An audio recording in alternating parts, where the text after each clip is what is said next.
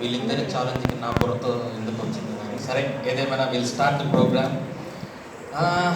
శిలోహు సంఘంలో ఉన్న స్త్రీలకి, పురుషులకి, పిల్లలకు, పెద్దలకు, పాస్టర్కి, పాస్టమ్మకి అరే వందనాలు, దేవతందనాలు. అనగనగనగనగనగా ఒక ఊరు, ఆ ఊరి పేరు యెరూషలేము. అందమైన యెరూషలేము, ఎత్తైన యెరూషలేము, బలమైన యెరూషలేము. ఆ ఊరిలో ఒక అందమైన మరియమ్మ, దీనురాలైన మరియమ్మ, ప్రార్థనాపరురాలైన మరియమ్మ. ఆమెకు ప్రత్యక్షమైన గాబ్రియేలు దూత. అన్నలారా, అక్కలారా, అయ్యలారా, అమ్మలారా, గాబ్రియేలు దూత మరియమ్మతో చెప్పినదేమనగా, మరియా మరియా భయపడకుము, దేవుని కృప పొందితివి. ఇదిగో నీవు గర్భము ధరించి కొడుకును కంటావు. అరే తరగిట తరగిట. ఆ తర్వాత పుట్టిన కొడుకుకు యేసు అని పేరు పెడతావు, ఆయనే ఈ లోకానికి రక్షకుడు అవుతాడు. అరే తరగిట తరగిట. అన్నలారా, అక్కలారా, అలాగున గాబ్రియేలు దూత మరియమ్మతో మాట్లాడినప్పుడు మరియా భయపడి, అయ్యో నేను పురుషుని ఎరుగనిదాననే, ఇది ఎలాగూ జరుగును అని మరియ భయమునుందనే. అప్పుడు గాబ్రియేలు దూత చెప్పిన మాట విని మరియ ఆనందించింది. అయ్యా, ఇంతకు ఆ మాట ఏమి అనగా, పరిశుద్ధాత్మ నీ మీదికి వచ్చును, సర్వోన్నతుని శక్తి నిన్ను కమ్ముకొనును కనుక పుట్టబోవు శిశువు పరిశుద్ధుడై దేవుని కుమారుడు అనబడును. అప్పుడు మరియ ఆనందానికి హద్దు లేకపోయినే. ఆ తర్వాత ఏమి జరిగిందంటే గాబ్రియేలు దూత మరియమ్మ దగ్గర మాయమైపోయి యోసేపు దగ్గర ప్రత్యక్షమాయనే. అవునా? అవును. ఒక్కసారి చూడండి ఏం జరిగిందో. యోసేపు, మరియ గర్భము ధరించినది పరిశుద్ధాత్మ వలన, కావున నీవు ఆమెను విడనాడకుము అని గాబ్రియేలు దూత చెప్పింది. ఎలా చెప్పిందంటే, మరియ గర్భము ధరించినది పరిశుద్ధాత్మ వలన, కావున నీవు ఆమెను విడనాడకుము. ఓరే యాకోబు, ఈ సంతోషకరమైన వార్త ఇంకెవ్వరికీ తెలియదా? ఎవరికీ తెలియదా? ఎందుకు తెలియదు? ఎంతమందికి తెలిసిందో చెప్తా, వినుకోండి. ఆ దేశంలో కొందరు గొర్రెల కాపరులు పొలములో ఉండి రాత్రి వేళ మందను కాయచుండగా ప్రభువు దూత వారి దగ్గర నిలిచెను.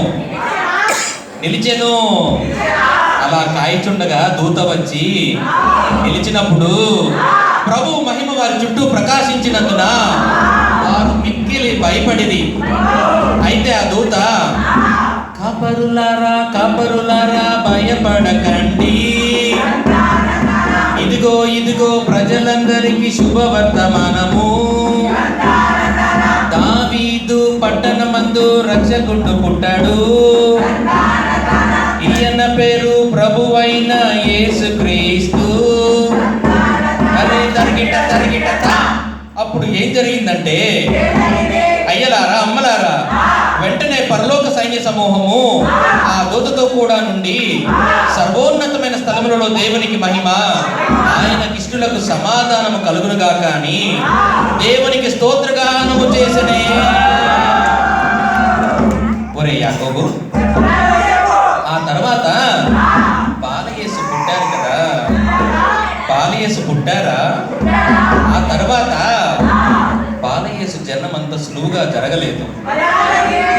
రక్షకుని జననమంతా తేలికగా జరగలేదు.